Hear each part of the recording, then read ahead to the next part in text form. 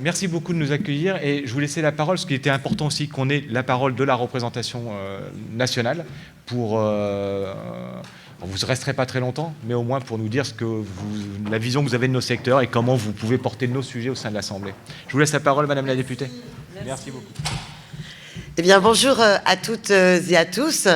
J'espère que, voilà, depuis hier, vos travaux dans le 20e arrondissement et dans ces locaux de la MJC qui me tiennent tant à cœur se sont bien passés.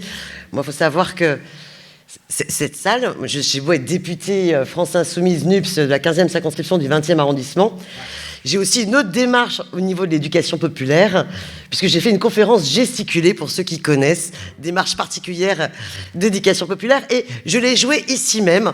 Donc quand je me retrouve ici devant vous, j'ai le même tract. Donc je vais rester 2 heures. Non, Franck Lepage fait des conférences gesticulées de 6 heures. Hein. Non, très, très brièvement. Écoutez, si j'ai quelques mots à vous dire ce matin, c'est pour vous témoigner de tout mon attachement et notre attachement au niveau de la France Insoumise, mais plus globalement au niveau de la NUPS, notre attachement de l'économie sociale et solidaire et de l'alternative qu'elle représente, et notre attachement également à toutes vos structures d'éducation populaire. Et je sais qu'on est dans une période particulière, après... comme l'a exprimé la manifestation de dimanche ou la journée de grève d'hier, la situation de baisse du pouvoir d'achat des Françaises et des Françaises pèse énormément. Dans vos secteurs, les difficultés d'attractivité, de recrutement sont en partie liées à la question salariale et à la nécessaire revalorisation salariale, mais aussi la reconnaissance de tout un tas de métiers du lien qui nécessiteraient une vraie politique gouvernementale afin de les revaloriser pour les rendre attractifs. Parce que nos métiers du lien sont tellement, par ailleurs, essentiels, et nos structures associatives et d'éducation sociale et solidaire, on l'a vu pendant la période du Covid, toutes les actions de solidarité, toutes les actions qui permettaient de recréer du lien ont été encouragées, valorisées, félicitées, sauf que derrière, il y a un modèle économique. Pour qu'il puisse pouvoir se développer, il faut qu'il soit soutenu par la puissance publique, par la politique gouvernementale. Et aujourd'hui, c'est bien insuffisamment le cas. On voit que les actionnaires sont beaucoup plus choyés que les structures de l'économie sociale et solidaire. Dernière chose que je voudrais vous dire, c'est que dans notre système aussi institutionnel en crise, je ne sais pas si c'est cet après-midi ou demain que le 49.3 sera dégainé tel un pouvoir de réquisition contre la démocratie parlementaire. Je pense au contraire qu'on a besoin de beaucoup plus de liberté et de liberté associative. Et que la question de la liberté associative est un pilier de la République. Et pour respecter ces libertés associatives, il faut garantir aux structures une pérennité de financement. C'est pour ça que nous avons toujours défendu et nous continuons à défendre les conventions triennales de financement et non pas tous les appels à projets qui mettent en concurrence les structures associatives de l'économie sociale et solidaire, de l'éducation populaire entre elles. Et il faut donc pérenniser et les financements de l'État et les financements à l'ensemble des collectivités locales qui jouent un rôle essentiel pour pouvoir soutenir ces structures tout en préservant les projets inhérents aux structures d'économie sociale et solidaire associative, et non pas en en faisant des exécutants pour pallier en fait la crise de nos politiques publiques. Voilà, je ne serai pas plus longue, je ne peux pas rester à vos travaux car l'actualité à l'Assemblée nationale se poursuit ce matin même, et cet après-midi en commission et cet après-midi en séance plénière. Je voulais vous souhaiter à toutes et à tous de très bons travaux et bon courage à tous. Vous jouez un rôle essentiel dans notre société. J'aurais aimé parler plein d'autres choses sur l'action des services civiques, sur le CNU, mais bon, on ne peut pas, le SNU, on ne peut pas tout dire. Je vous souhaite vraiment de très bons travaux à toutes et tous. Bonne journée. Merci beaucoup à vous, cher Daniel Simonet.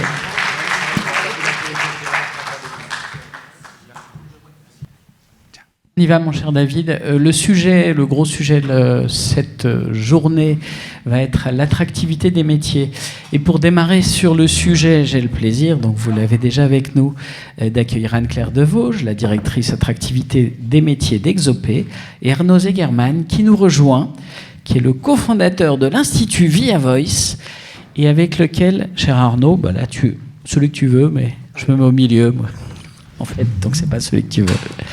Non, mais c'est important,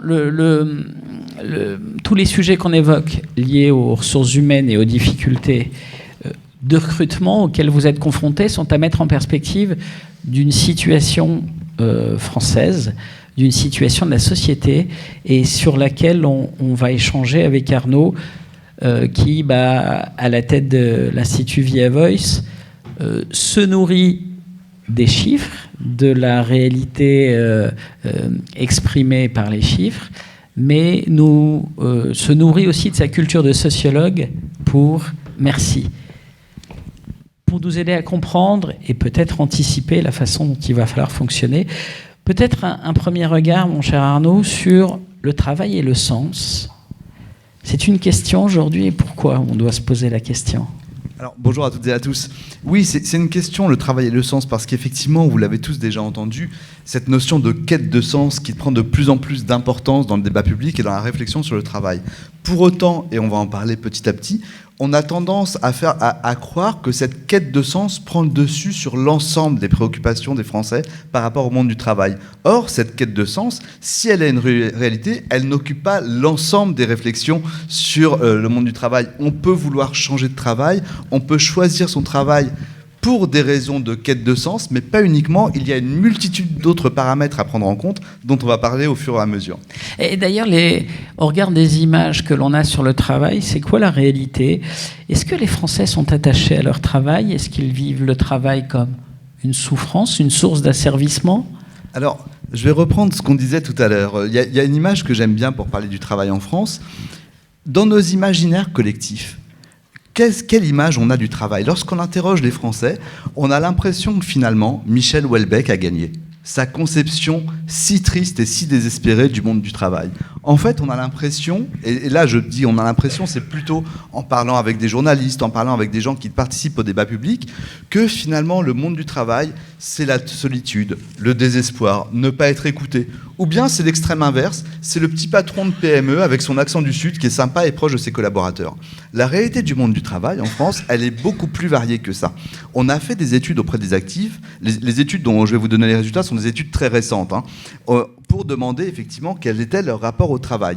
Et là, effectivement, alors je me base sur mes chiffres, si on demande aux Français, aux actifs, pas aux Français, aux actifs, est-ce que votre travail vous intéresse ? On a 76% des Français qui répondent oui.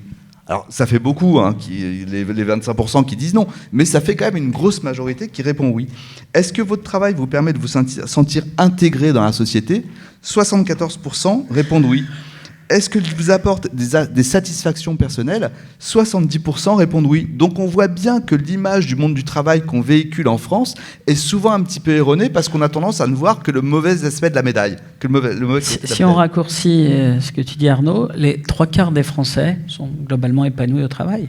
Les 3/4 des Français sont globalement épanouis au travail. Ça ne signifie pas qu'ils aiment leur travail. Ça ne signifie pas que tout est parfait. Ça signifie que le travail, c'est un espace social dans lequel on rencontre aussi des gens différents et qu'on est content de les rencontrer. Et j'irai plus loin, on est même content de s'engueuler avec eux. Parce que c'est ce qui fait notre quotidien et qu'on est ravis de côtoyer un petit peu de différence. Ouais, ce qui est intéressant, c'est un sujet qui a été peut-être percuté par le télétravail qu'on a vu émerger, qui a été aussi paradoxalement l'occasion de réaffirmer le besoin de collectif. Complètement. On a fait plein d'études pendant le travail là-dessus. Et juste au sortir du télétravail, on a posé cette question aux actifs concernant ce qu'on évoquait. 76% des Français nous disent que leur travail est l'occasion, et l'unique occasion d'échanger avec des personnes qu'ils ne côtoieraient pas autrement, de côtoyer de la différence. Parce qu'effectivement, on vit tous à peu près de la même manière. Malheureusement, les gens qu'on côtoie nous ressemblent. Et le travail, c'est l'occasion de rencontrer des gens extrêmement différents. Et il ne faut pas oublier ce côté, l'impact social, le lien social qu'il génère.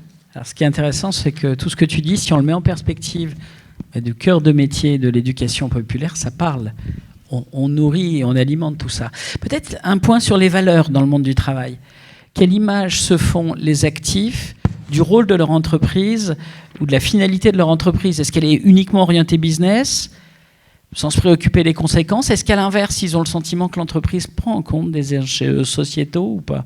Je dis entreprise, oui, c'est l'organisation pour laquelle ils travaillent, quelle que soit la nature. Oui, alors il y a pas mal d'évolutions par rapport à ça. Effectivement, il y a quelques années, on avait le sentiment que l'entreprise privée était là pour générer du business, et que pour tout ce qui n'était pas business, grosso modo, qu'on n'était pas avant tout intéressé par l'argent, il y avait la sphère publique et la sphère associative.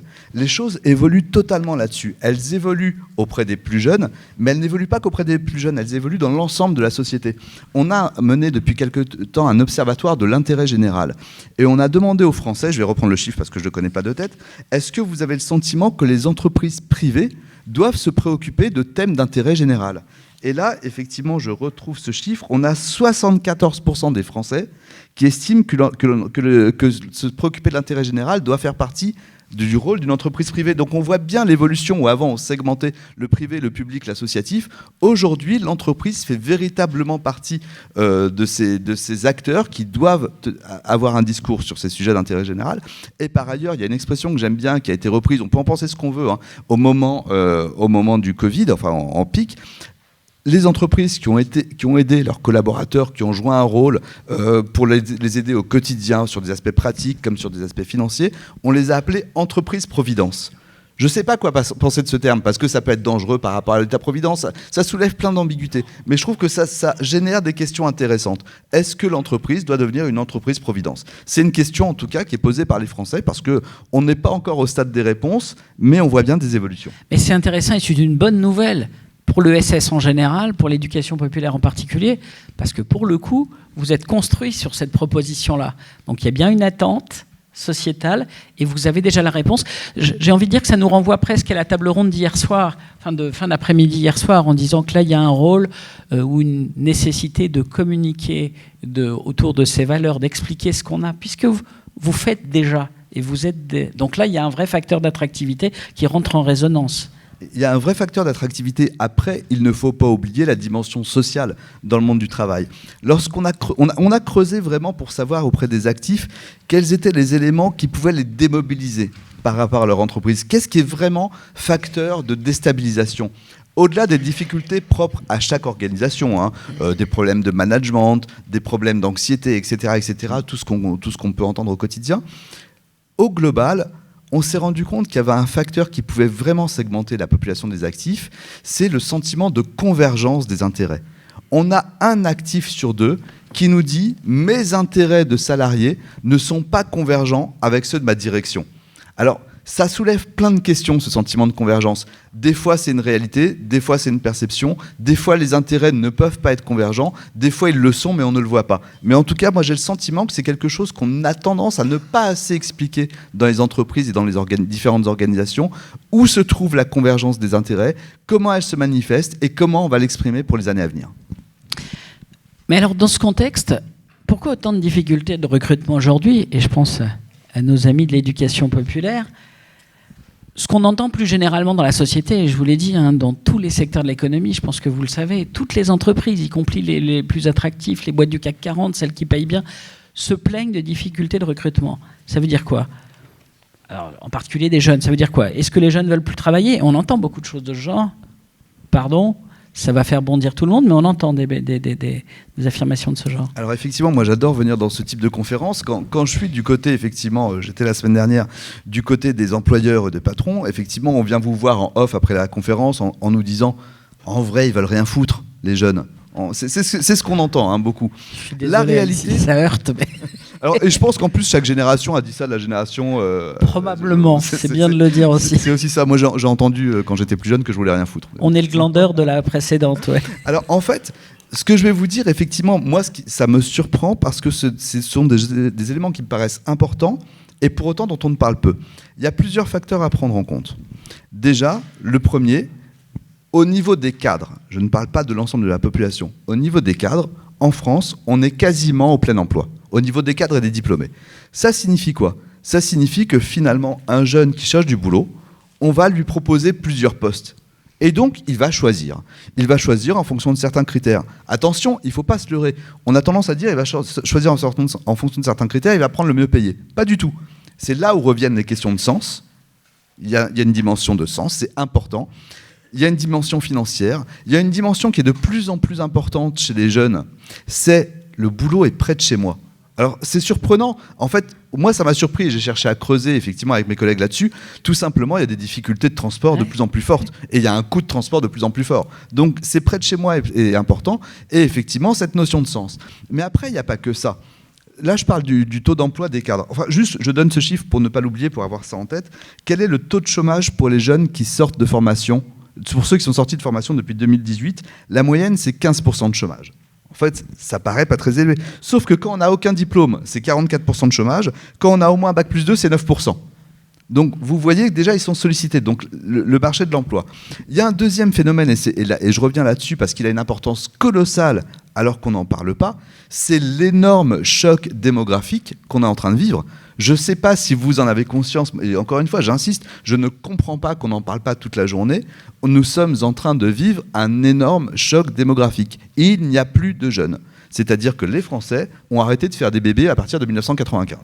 Donc on est parti pour 15-20 ans, enfin c'est une réalité durable. Alors c'est une réalité durable, c'est-à-dire qu'on ne sait pas ce que va être le marché de l'emploi, mais pour l'instant le marché de l'emploi est actif, donc il y a moins de chômage, il y a de moins en moins de jeunes, d'accord, de plus en plus de retraités qui vivent de plus en plus longtemps. C'est quelque chose d'extraordinaire. On a réussi à allonger l'espérance de vie et même la qualité de vie, d'accord. Donc ça, c'est extraordinaire, mais sauf que vous avez de moins en moins de jeunes qui viennent se présenter à la porte des entreprises. Donc comment être attractif ?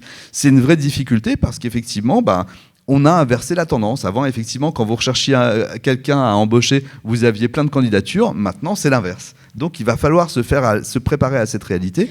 J'insiste aussi parce qu'on aime bien se dire que les jeunes, et je reviens sur ce que je disais tout à l'heure, ils n'ont pas envie de travailler. Mais leur vie a changé aussi. Les jeunes d'aujourd'hui ne sont pas ce qu'on était hier. Et je reviens juste sur cet élément démographique. Les jeunes d'aujourd'hui, leurs parents les ont fait plus tard. Ce qui veut dire qu'ils ont des parents plus âgés. Ça signifie quoi ? On a réalisé il y a pas très longtemps, il y a 15 jours, une étude sur l'aidance, sur le fait d'être aidant, d'aider un parent. On en a parlé hier, l'âge à laquelle je l'ai pu... 36, c'est avant 40 ans. À partir de 36 ans. Et ben voilà. Donc, ça veut dire, ça pose pas la question du jeune au niveau du recrutement, ça pose la question du jeune au moment de sa fidélisation dans l'organisation. Donc, à partir de 36 ans, il vient d'avoir ses enfants, avec ce que ça signifie, et il va commencer à devoir s'occuper d'un parent âgé, ou pas d'ailleurs pas forcément âgé, mais qui soulève des questions. Imaginez ce que c'est quand vous êtes dans une région, un désert médical, où emmener un parent âgé chez le médecin, c'est faire 80 bornes.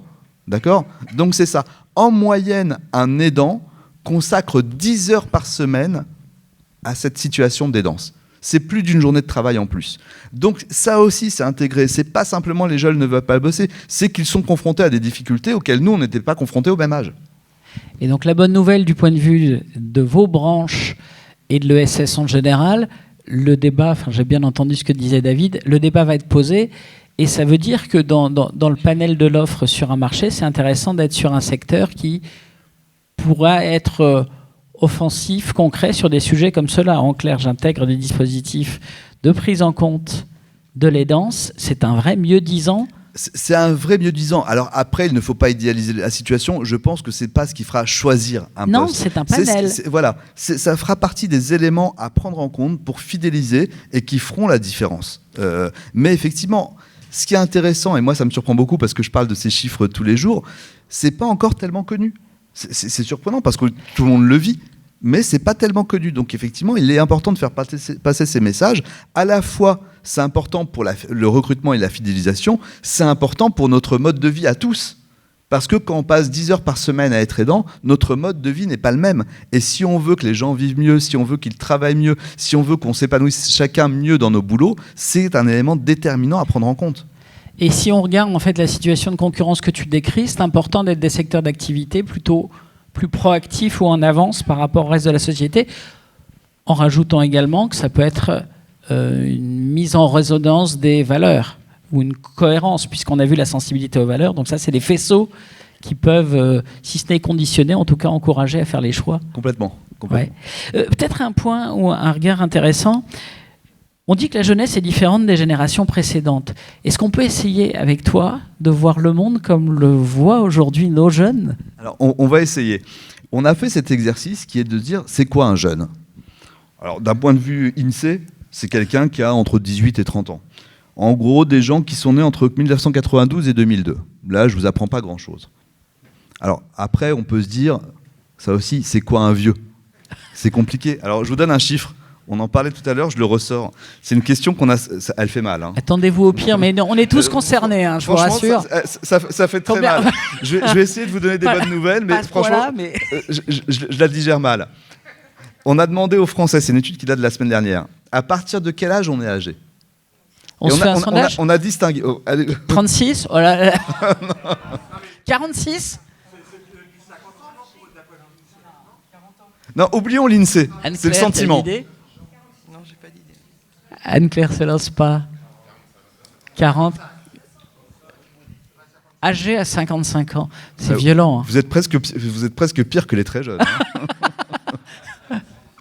Alors, on a distingué dans notre sondage âgé dans la vie personnelle et dans la vie professionnelle. Alors, on commence par quoi? Alors, on commence par ce qui fait le moins mal. Enfin, si, ça fait mal quand même. Hein. Ouais. On est âgé dans sa vie personnelle pour les Français en moyenne à 62 ans. À 62 ans. Dans la vie perso. Et ce qui m'a énervé, c'est qu'il y a un journaliste de presse écrite qui a repris notre chiffre. Ils ont fait une infographie et ils ont fait une infographie d'un type de 62 ans avec une canne. Voilà. Ça, c'est pour les journalistes. Bon, bref. On est âgé on est âgé dans sa vie personnelle à 62 ans. On est âgé dans sa vie professionnelle à 51 ans. Et si on fait un focus sur ce qu'ont répondu les 18-24, uniquement les 18-24, on est âgé dans sa vie professionnelle à 45 ans. Bon. Alors, on peut en plaisanter. Honnêtement, ça me fait mal, mais on peut en plaisanter. Mais au-delà de ça, à cette génération, il va falloir lui expliquer ce dont on parlait, c'est-à-dire qu'il y a une démographie et qu'on aura de toute façon du mal à engager beaucoup de jeunes dans les entreprises et dans les organisations parce qu'il y en a moins. Ça signifie aussi très certainement que les gens plus âgés resteront plus longtemps dans l'entreprise aussi, pour de multiples raisons. Il n'y a pas que la réforme des retraites, il y a aussi que les gens en ont envie et que de toute façon, les organisations en auront besoin. Et que c'est changer de logiciel aussi pour l'entreprise qui, quand même, pendant longtemps... C'est loin les pré-retraites, hein, mais on a été biberonné à une représentation de la population active qui fait qu'à 50-55 ans, on n'investissait plus pour vous. Ça, c'est des éléments qui devront changer, qui changeront d'ailleurs matériellement parce qu'il n'y a pas d'autre solution. Et c'est pas une mauvaise nouvelle. Je crois que c'est pas du tout une mauvaise nouvelle, mais c'est un vrai changement. Alors cela dit, j'avais pas répondu à ta question. C'est qui sont les jeunes ? Leur vision du monde. Alors quelle est votre vision du monde ? Notre vision du monde, elle se construit très jeune, hein, y compris par ce qu'on entend chez nous, ce qu'on entend nos parents, l'atmosphère. Donc quand vous êtes né, on va dire vers 1995, de quoi vous avez entendu parler ? Peu de temps après votre naissance, il y a eu les attentats de 2001. D'accord ? Donc c'est le premier événement. Puis en 2008, il y a eu une belle crise financière. En 2015, une série d'attentats. Ensuite, il y a eu le Covid. Aujourd'hui, la guerre en Ukraine. Une inflation galopante. Et encore, on n'a rien vu. Et en toile de fond, un dérèglement climatique qui est quand même assez inquiétant. Et le sentiment pour une partie de la jeunesse, et uniquement une partie, mais c'est important, que face à ce dérèglement climatique, les adultes ne font rien. Ça ne construit pas une vision du monde très optimiste. D'accord ? On peut faire l'exercice inverse. Qu'est-ce qu'ils n'ont pas vu ? Qu'est-ce qu'ils n'ont pas connu ? Eh bien, contrairement à nous, ils n'ont pas connu, en tout cas en France, de grands mouvements sociaux qui aboutissent. Une lutte collective qui aboutit. On dit souvent les jeunes sont individualistes. J'ai le sentiment, je suis un peu dans l'interprétation dans mes études, qu'ils sont individualistes par défaut. C'est vrai qu'ils sont individualistes et quand on les voit lutter pour certaines causes, c'est de manière beaucoup plus individuelle que dans des collectifs. Mais ils n'ont pas l'exemple de collectifs qui ont abouti à des luttes qui transforment un peu la société. Je parlais de ça dans une conférence il y a 2 jours, on m'a rétorqué « oui, mais il y a eu MeToo ». Peut-être, c'est vrai, MeToo, mais c'est en cours en tout cas. Et puis c'est à l'échelle mondiale. Et puis voilà. Mais effectivement, je nuance ce que je dis par MeToo. C'est un vrai mouvement collectif qui peut-être fait changer les choses. Mais nous, on a tous grandi avec cet imaginaire de lutte où on descend dans la rue et puis on fait changer les choses et ça aboutit à un nouveau projet de loi. Eux, ils n'ont pas connu ça. Donc effectivement, ça change votre conception de la société quand vous ne vous dites pas le collectif aboutit à changer la société. Et peut-être un dernier point pour synthétiser sur ce que sont les attentes aujourd'hui de nos jeunes, ceux qui ont vécu alors cette suite de traumatismes ou d'événements pas forcément très simples, qu'est-ce qu'ils attendent du monde du travail, de leur employeur? Alors c'est là où il faut nuancer un petit peu ce que j'ai dit tout à l'heure, c'est qu'au fond, pour paraphraser un célèbre sociologue français, la jeunesse n'existe pas. C'est totalement faux de croire que la jeunesse existe. Dans toutes les études que l'on réalise, les différences par catégorie sociale sont beaucoup plus fortes que les différences par génération. C'est-à-dire, quel que soit le sujet sur lequel on interroge les Français, si vous êtes un ouvrier du nord de la France et si vous êtes un Parisien, vous ne penserez pas pareil, quel que soit votre âge. Donc ça, c'est vraiment le principal élément à nuancer. Et pour répondre à ta question, les attentes ne sont absolument pas les mêmes selon la catégorie sociale. Et lorsqu'on parle du sens, bien entendu que cette question du sens se pose pour tout le monde, mais qu'elle est beaucoup plus forte quand on peut se permettre de choisir un boulot. Alors que quand on n'a pas le choix, effectivement, elle se pose moins. Alors après, effectivement, il y a quand même quelques attentes très spécifiques pour la jeunesse. La première, c'est effectivement ce que je disais, le sentiment qu'ils doivent se construire par rapport à un héritage qu'on leur a laissé qui n'est pas terrible. Et ils pensent souvent au climat quand on dit ça. Donc ça, c'est le premier truc qui est d'essayer de réparer ce qu'on a laissé. Le deuxième élément, c'est pas une attente, mais là aussi, ça montre la vision du monde. On leur a demandé aux jeunes s'ils étaient heureux. Eh bien, figurez-vous qu'on perd 12 points de sentiment de bonheur depuis les années 70. 12 points. Est-ce que vous avez un idéal? On perd 40 points depuis les années 70. Vous me direz, les années 70, c'était il y a un monde, c'était il y a 50 ans. Mais on perd quand même 40 points. Dans les études, on voit rarement 40 points en moins sur une question. Et effectivement, on voit bien que dans leurs attentes, il y a le fait qu'ils soient très crispés. Alors le terme est peut-être pas assez neutre. En tout cas, ils sont pas très à l'aise avec toutes les questions liées aux inégalités. C'est une question en France sur les inégalités, ça a toujours été une thématique récurrente, mais là c'est vraiment un vrai point de crispation sur toutes les minorités, que ce soit le genre, les origines, les croyances, c'est un vrai point de crispation et effectivement ils émettent l'attente que ces éléments soient pris en compte par les employeurs. Alors comment, c'est une difficulté, quand vous en parlez aux employeurs, il y a comment faire. Mais effectivement, c'est un élément à prendre en compte et qui est certainement très segmentant selon les générations. Alors ce qui est intéressant, et on va se nourrir de ça, et un grand merci à toi Arnaud, parce que tu vas nourrir les débats qui vont se passer. Anne-Claire va nous expliquer en atelier, et vous allez co-construire.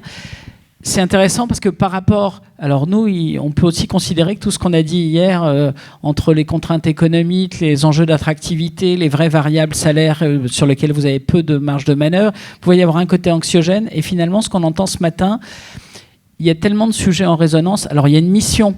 Vous avez une mission sociétale supérieure, il y a une mission de réenchanter des jeunes qui doivent l'être, qui doivent être animés par des idéaux et qui ont été un peu abîmés par une succession d'histoires. Vous avez des leviers pour ça, vous avez des valeurs qui résonnent avec les attentes. Donc là aussi, il y a une source quand même de réenchantement sur votre proposition employeur, parcours de vie, modèle de société, loyauté ou des choses, je ne sais pas vous, mais je trouve qu'ils résonnent beaucoup avec ce que vous êtes. En se nourrissant de tout ça, Anne-Claire, on va partir en atelier et tu vas nous expliquer comment les choses se passent. Merci. Oui, peut-être un mot, puisque cette journée définit un peu la feuille de route pour Exopé sur l'attractivité des métiers, l'évolution professionnelle. Et c'est vrai qu'on est un peu pessimiste. Et on a tendance à regarder tout ce qui marche pas bien. Et peut-être qu'on pourrait se donner, à l'image de ce que tu viens de dire, Fabien, une consigne pour les ateliers, c'est effectivement de débattre et de discuter des constats, certes, mais des propositions qui feraient levier positif sur l'ensemble de ces enjeux.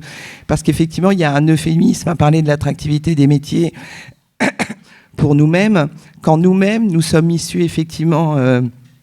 Alors, je ne sais pas quand, mais je dois être très vieille, en fait, c'est ça. Ah non, mais on compte plus. En tout cas, moi, je suis issue du militantisme en éducation populaire, et il y a tellement de leviers pour agir sur ces questions. Il y a tellement de sens pour accueillir les jeunes dans nos maisons. Il y a tellement de possibilités aujourd'hui d'entrer dans des parcours de compétences, de professionnalisation. Il y a aussi des financements. Donc il y a un certain nombre de choses qui sont les possibles pour agir sur l'attractivité de nos membres, pas seulement aussi des salariés, mais aussi d'une communauté d'intérêt composée des bénévoles, composée des administrateurs, composée des parties prenantes et des usagers. Donc ça, c'est un formidable levier pour demain. Donc moi, j'aimerais vous poser la question comme ça. Alors, quand on a travaillé au mois de juin sur la thématique de ces ateliers, on s'est dit qu'il y en avait 3, hein, puisque ça résonne pour nous, les employeurs de l'éducation populaire, sur 3 dimensions. Il y a la première dimension, c'est celle de l'accessibilité de nos qualifications et de nos formations. Voilà, comment on peut effectivement faire des propositions pour prendre en charge des personnes dans un parcours de qualification vers une certification.